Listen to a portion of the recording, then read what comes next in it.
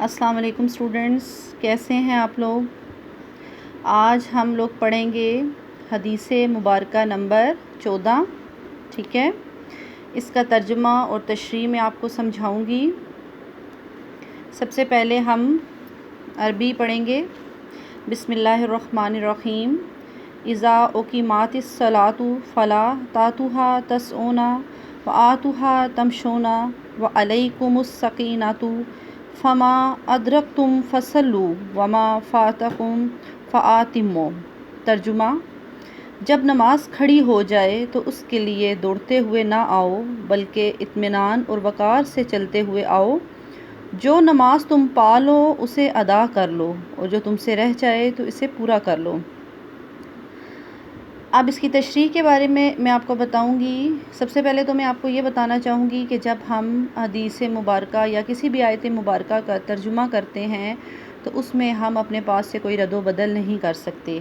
مطلب جیسے تشریح میں یا تفسیر میں ہم لوگ اپنے پاس سے الفاظ شامل کر لیتے ہیں، اس کو ایکسپلین کرتے ہیں، جبکہ ترجمے میں ایسا نہیں ہوتا۔ اگر ایسا کیا جائے تو آپ کے جو مارکس ہیں وہ کاٹ لیے جاتے ہیں۔ ان چیزوں کا خاص خیال رکھا جاتا ہے، ٹھیک ہے؟ اس جو ہے حدیث مبارکہ میں باجماعت نماز ادا کرنے کی اہمیت اور فضیلت کے بارے میں بتایا گیا ہے۔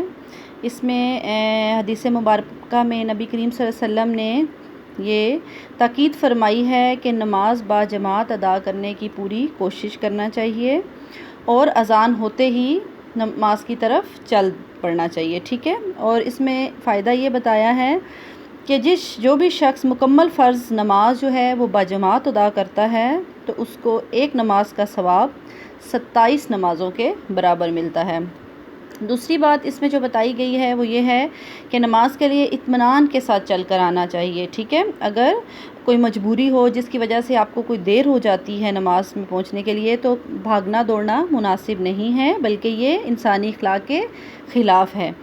اس سے آپ کو چوٹ بھی لگ سکتی ہے، انسان گر بھی سکتا ہے اور دوسرے کا بھی نقصان ہو سکتا ہے۔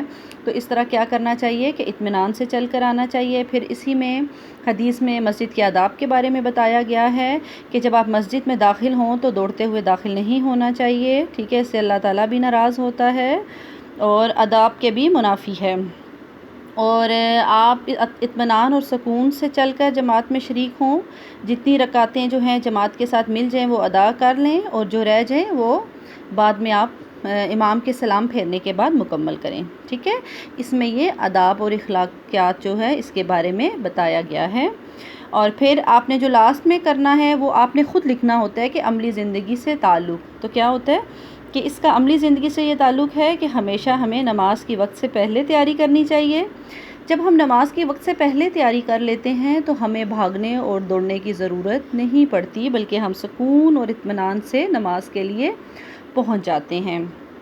تو آپ لوگوں کو یقیناً اس کے ترجمے اور تشریح کی سمجھ آئی ہوگی۔ آپ نے اس کو اچھی طرح سے پڑھنا ہے اور زبانی یاد کرنا ہے۔ شکریہ۔